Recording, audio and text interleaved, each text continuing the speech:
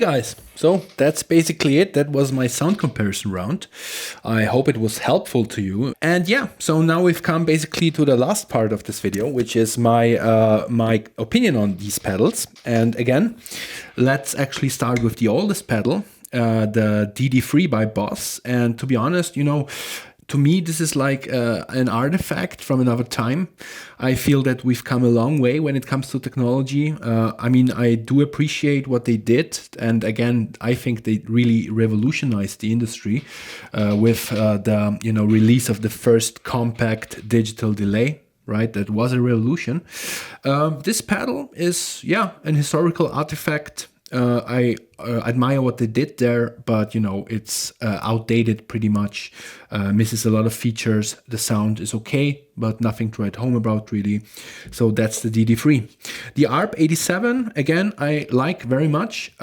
It's a great sounding mono pedal, has a lot of functionality in one small box, right? Subdivisions, tone control, tap tempo, freeze function, 4 programs, 5 if you actually count the hidden function as well. So great pedal. Personally, I have to say I wouldn't buy it again, simply because I'm so used to record my guitars in stereo, and I'm such a sucker for these ping pong or parallel delays, right? So, you know, if you are certain that you will never use or you will never have use for a stereo pedal, if you know for 100% that you only will play a mono delay pedal in your life, you don't need a stereo, you will never record guitars in stereo, definitely try it out. Bear in mind though, this is a little bit on the darker side, right? There is a difference with these pedals. They have their characteristics, they have their flavor. This is on the darker side. I would not take this to a worship gig in a church, but if you play like metal, dark pop, like electronic infused music, definitely try it out. It's a great sounding pedal, right? Okay, so the Boss DM101, again, I can only suggest you watch my video about all the things I didn't like and liked about this pedal. The main thing that I really like about it is the sound, although it has so many flaws in my opinion, so many bad design decisions on this pedal. I think maybe someday they will come out with a version 2 with stereo inputs, with the choice between a true bypass or a buffered bypass, you know, all that stuff. With what I don't like about this pedal, maybe they will come out with a version 2. I will definitely buy that. In the meantime, I have to be honest, I'm going to keep this pedal actually, although it's expensive and although it has all these flaws, simply for the fact that it does something completely different than all of the rest, right? It gives me this lush, dark, beautiful, brooding, atmospheric, real analog sound, right? And even in stereo. So this is something that even the Nemesis delay, which is really the tweak master, can't really give me, right? So my opinion, expensive, a lot of flaws, beautiful sound. I'm keeping it, okay? Good. Now, the Keeley Halo. So my main problem with this pedal, and I'll have to be completely honest, I was hoping it would be like a follow-up to the Strymon Dig, a successor to that. It's not. I think this pedal, when we speak about the Strymon Dig, has a little bit of a more pristine sound actually. Definitely, you know, the Strymon Dig is like 7 years old. I mean, there's the version 2 already out on the market. This is the version 1 still. And you know, this does sound more pristine. I think the modulation is on par with the Dig, sounds just as nice. Plus you have not just 2 settings, but you can, you know, independently dial it in or not. And you even have a rate for the modulation. So that's great. But what's not great, and what is my biggest criticism, I guess, is the stereo functionality on this pedal is basically not there, right? I tried all the presets. I did everything that the manual says, right? This is the official Halo manual. We don't have, and I told you I'm a sucker for stereo delays. Like, I mean, ping pong, parallel delay. I love that, right? Because why have a stereo delay if you can't show off a little bit with the delay, right? And so the only thing that this does, and I actually have to take my headphones again, the only thing that this does is, I mean, I'll give you an example. Let's go to preset number 1. Listen to this. Right? So where is the delay when it comes to the stereo spectrum?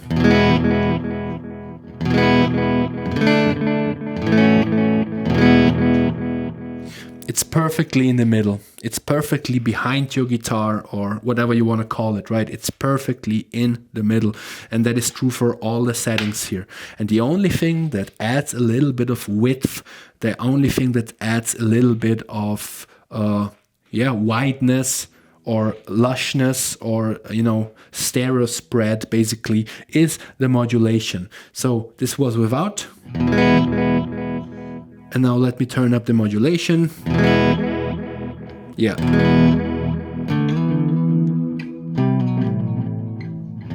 Right? And there you have your stereo sound, right? But to be honest, that's not good enough for me. That's not good enough. I didn't buy this because I wanted to have a stereo chorus or stereo modulation pedal. I wanted the stereo delay, right? And so unfortunately, I have to say, although it sounds great, it does sound very crisp, very pristine, a lot of cool presets on there already, and you can totally change the sound, right? It's not the pedal for me, simply because I'm lacking the stereo spread, right? Basically, I have to admit the same is true for the Wampler Metaverse. We were on the Space Echo. Listen to this again. Right? And now turn up the modulation.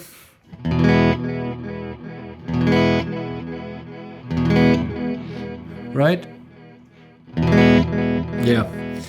And you can basically hear how with the modulation the signal gets wider, right? Great idea, but I mean, what are we doing, guys? You advertised both of these things as stereo delays.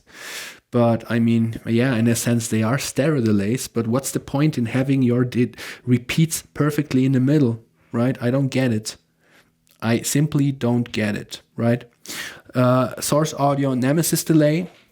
So I have to be a little bit critical here and honest, but I'm basically saying the same thing that I said in my shootout between Nemesis Dig, DD500 and this old Keeley pedal. This is a dark sounding pedal, exactly like this. I feel that the sounds are a little bit outdated. They're never as clean, as clear as on the Wampler, on the Halo, even on the Walrus Audio and on the Strymons. They just sound a little bit mushy, just sound a little bit washed out. You might like that actually. My biggest criticism with this pedal is, and I'll just repeating what I said 5 years ago, and I'm still standing behind that because every time I turn on this pedal, I experience that. It changes my clean guitar signal, right? And it changes my clean guitar signal significantly.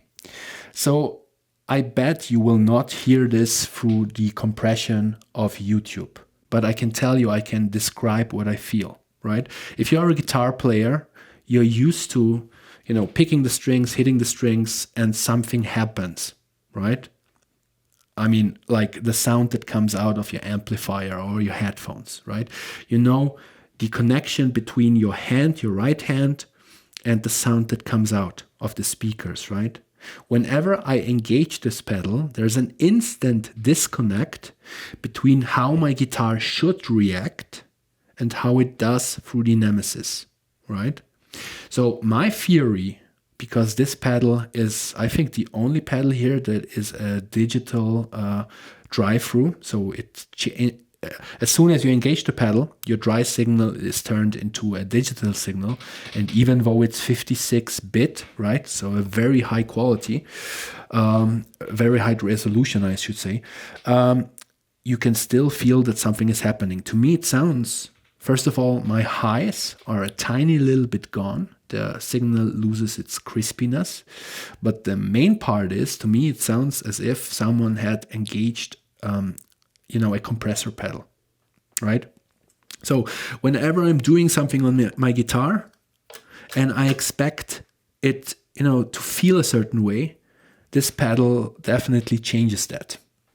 And that's my second criticism of this pedal, right? The sounds are a little bit outdated, and that, it screws around with your sound, basically. I will try to demonstrate that. I don't know if you can hear it. You can definitely not feel it. Maybe you will hear the change in tone. So I set all the mix control to 0, right? So we should not hear any sound difference when we engage this pedal, but listen what happens. So this is the clean sound without any pedal, right? Without the Nemesis delay.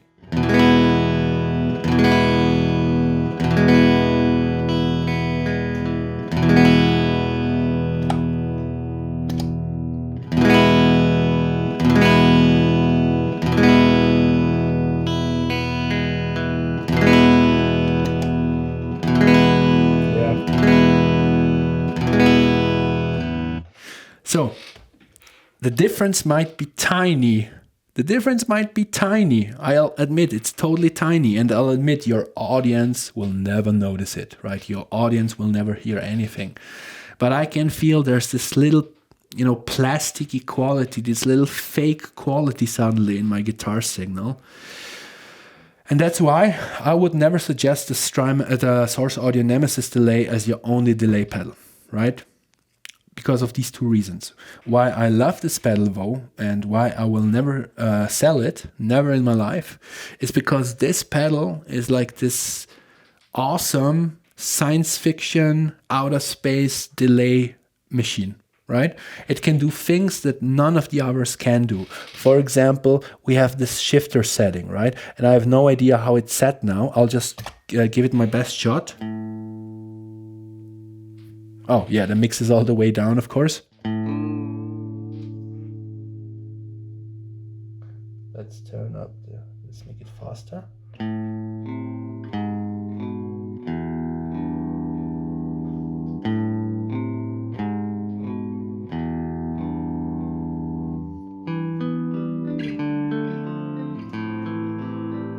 Right? So that's awesome. You can set the delay time to totally fast, and then you basically have a shifter pedal.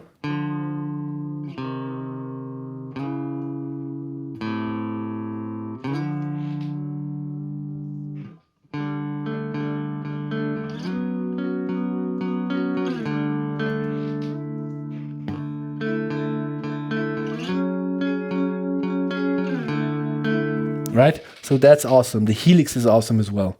Again, no idea how it's set now. This is just for demonstration purposes.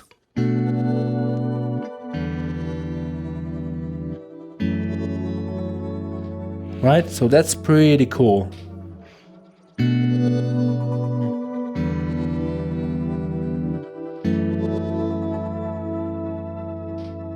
I mean, yeah. So, as I said, demonstration purposes. I love what this pedal can do, right? And then I don't care, because then it's a special effect for me. Then I don't care what happens with my clean guitar sound. This is such an awesome, science fiction delay machine.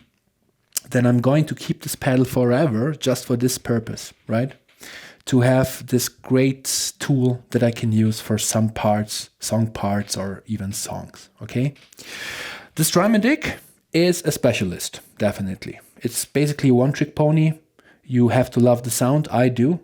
I still feel it has lost a little bit of its shine in the last years, especially since things like the Halo came out. Because as I mentioned 5 times, I'm going to repeat myself. I'm sorry. That's just the way I think and explain things. This is pretty crispy. This is like so in your face, right? It's there, and it sounds so hi-fi. It sounds so polished.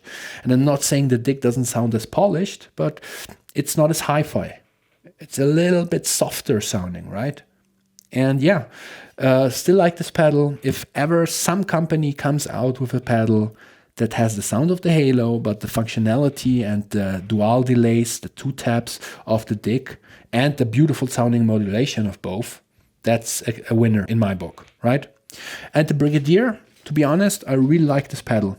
Unfortunately, I could not get the Brig. Would have loved to try that, especially because the Brig has a true stereo mode. I think the pedal works in a golden ratio mode, right? But at least you have a stereo sound, right? So this is not a stereo sound again. This is like a fake stereo sound, right?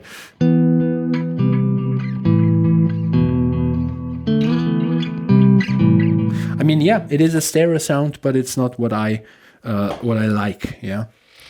But again, beautiful sounding delay.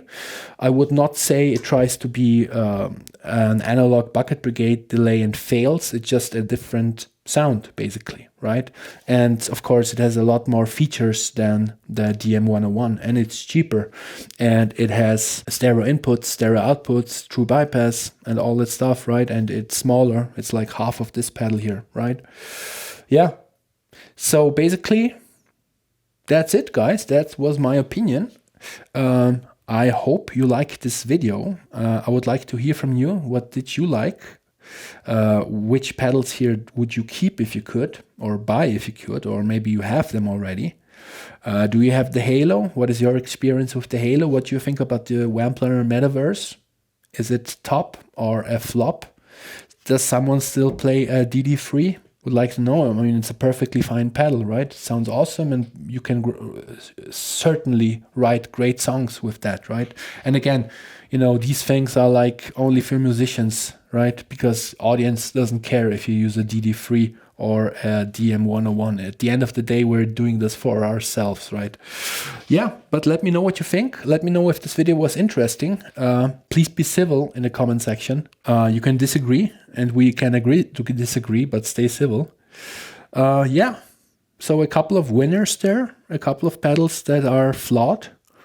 Yeah, going to keep the Strymon Dig, going to keep the Nemesis as my science fiction delay machine. This one is my new pedal. Going to sell the Walrus Audio. Great pedal, but mono. And I'm over mono. And yeah, let me know what you think. And please subscribe and hit the notification bell. And I'll see you next time. Bye-bye.